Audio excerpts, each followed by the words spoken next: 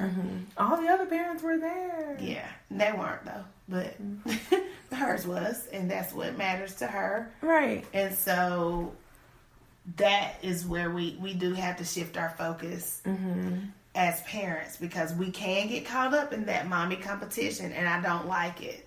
I hate it. It makes me tense. Yeah. Oh my gosh, that was such a great impromptu teacher talk. Yes. See how we did that? We just pushed slid it right into on in our there. You fanfics. didn't even know. It hit you before you knew it, because most of us as educators have been involved in an award ceremony one way or the other. Yes. So it was just a new experience from a parent's perspective, because I've always been on the teacher side of it. Yeah. So, one thing that I do, I think I told you earlier, is that when me and my teacher friends get together, like from our school, we make it a rule not to talk about school stuff. Right. So with that being said, we are on summer break. No more teachers, no more books, or how's it go? No more teachers' dirty looks. No more homework. No more books. Okay, y'all help us with that line, because clearly we're missing it up. We're still in the schoolhouse, but there's I have one more final tomorrow. And kids are absolutely gone out of my building already. Oh, yay! So teacher talk may be a little skimpy for the summer. Very. Because this is the time we try to pretend like we don't. We become kind of part-time housewives. Right. Just through the summer. Yeah. My husband has already said, you've already started changing into that other wife that I have. He feels like he has two wives. Sorry, I mean, that's just the nature of the beast. We get to just embrace the other stuff. And I'm excited about that. So we may or may not do teacher talk. And it'll probably be more in the July time frame when we're gearing up for our new school year, when teacher talks become a topic again, very strong. And we'll be podcasting live from the Black Educators Rock Convention. Yes, so that's a thing. We will definitely be doing some educator talk then. Yes. But you may have noticed that our friend fix was super long because of that, because we're kind of in friend fix mode, right? Because it's summertime, and that is definitely a time that I spend a lot of time with my friends, because most of us are educators, right? Just by happenstance. I mean, somehow we all just kind of tend to link up, and we have time to make those connections that we don't get to have time to do during the school year. And spend time. I can't wait. And so that reminds me that I really am ready to. We have some things in the works. Let's just put it like that. Yes. Which involves a little bit of apparel and some friend fixing, hidden locations. And we're trying to help repair friends. Yes, I can't wait. We have all been, beaten down through the year. We have gotten so many comments about Friend Fix being their most favorite. Like, we have listeners who Friend Fix is basically what they do. Listen to it every night. Yeah. So I think I feel so proud that we're actually creating things that are people like. Look forward to. Yeah, that they like and they make it a part of their lives, and so that's really cool. Yes. All right, so next is we have some things to celebrate, and in that it is something that's hot off the press. Oh my gosh, drum roll. Our friend Shanae has her very own podcast, and she has been approved by iTunes. That is so cool. Her podcast is called The Transparency Podcast. She's solo. Okay. So support her, and it's all things woman. And she has two beautiful daughters who are so sweet. That she kind of talks about being a mother and raising biracial children. And just kind of her struggles, and it's very cool. Very good podcast. Something we can relate to. Raising girls, yes. I was like, I don't have a biracial child. But she was saying, things that she's gone through as a mom. Yeah. That's what you just said. Yeah, so things that she doesn't want to have like some of those curses, generational curses that she's trying to break in raising her children, things that the way she was raised, and that she doesn't want to put them in the same situations, and it's not even about mostly children. It's really about her as a woman, and so I love that. Yeah, that's Girl awesome. Power. Transparency Podcast. Find it on iTunes. Girl Power. Congratulations, You Shanae. go, girl. You go. Yes. And we're going to tag you in this, too. Awesomeness. Also, this is a little bit delayed, but in December, my sorority sister and fellow BCU graduate and friend and baby sister, and just, I love you so much. She is a chiropractor, and she opened her own practice in Daytona Beach. You better be a boss. Yeah, she's such a boss. She's always been a boss, and I know I talked to you about her, but she's just always been the biggest boss ever, and just take charge woman. And it's called Helping Hands, and it's a chiropractic. Yeah, so she's like doing her thing down there in Daytona. I see you, Anisha. Yay! Love you, Nene. Go ahead. She's a mommy also. Yes, and you have a friend who has some news. Oh my gosh. Yes. My friend Rhonda has been so blessed to have an opportunity to relocate and start a new career. Mm-hmm. It's such an amazing testimony. She literally did not look for this job. Mm-hmm. She shared it at our vision board. Yeah. At our vision board party. She moved, I think that was this past weekend. Aww. She just moved. I was in tears when she shared that. Oh my gosh. I was so moved. It was so amazing. Mm-hmm. And that's what I love. Another thing, and I'm not to just shout us out, but it's something that's so important is uplifting women in general. Yeah. And being happy for them, being proud and cheering them on, that whole gal pal thing. Right.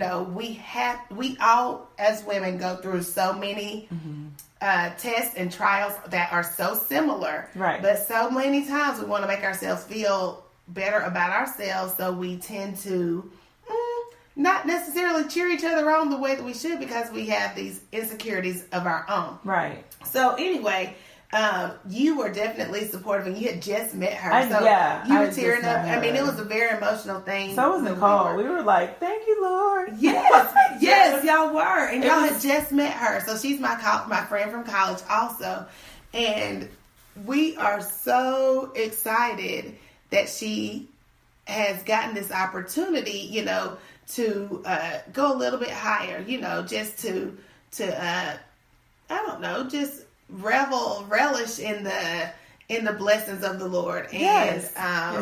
She, of course, there's always fear with change, but she is definitely taking that bull by the horns, and she's going to make the most of her new life that she's been blessed with. So we want to shout her out. Like South Carolina?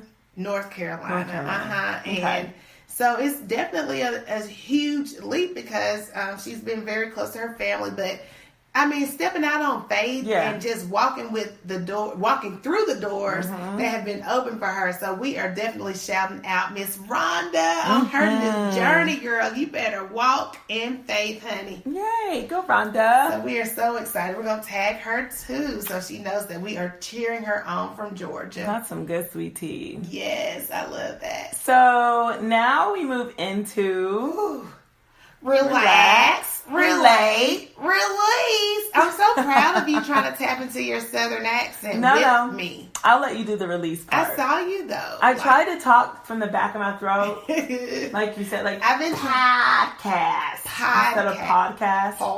Pod. Yeah, because you all up on the front lips on that pod. I okay. Yes, good job with the release. So when we went to JG Spa, we're back to that. It was a Saturday, and I believe that's the reason why there was so many children in there. Wait a minute, y'all. Okay. So in Relax, Relate, and Release, we oftentimes talk about freeing yourself. Right. And part of what I'm trying to get people to free themselves from, I mean, you or us? All of us. Me too? You too. We're trying to get people, or are you trying to We. Oh, okay. I think this is what you're trying to teach people also. I thought it was me too. I'm you sorry. said so I didn't know. It's getting late. So whatever. Y'all sensitive self. So not true. What we are trying to get them to do is to free themselves just from the responsibilities of motherhood and wifing and careering, and adulting. And adulting. So part of that is, find things to do without your kids. So, when we got to Jeju, when we got to Jeju, glad you're saying it correctly, Jeju. Juju on that beat. I don't know how I felt about children being there. Part of me was like, oh, I appreciate the fact that this mama is trying to teach her child how to be free and how to have self-care. Right. Because I felt like that could have been, but this baby was about 7 or 8. Okay. If I had to pinpoint her age, I would shoot in that range. I saw babies that were there that were 3 and 4. Oh, you did? I didn't notice those. I think later on, when we did our split, that was another story that I'll probably share with you. So go ahead. What about the 7 or 8-year-old? What did you feel about that? She was over there, girl. She had taken her little top off like she was being free and unwalled. And I said, okay, she's not being, ashamed of her body. And my little girl is quick to run in the room if it's a stranger in there cover herself up. I mean, I've taught her that, do that. So I was like, okay, maybe I'm being closed-minded. It's fine.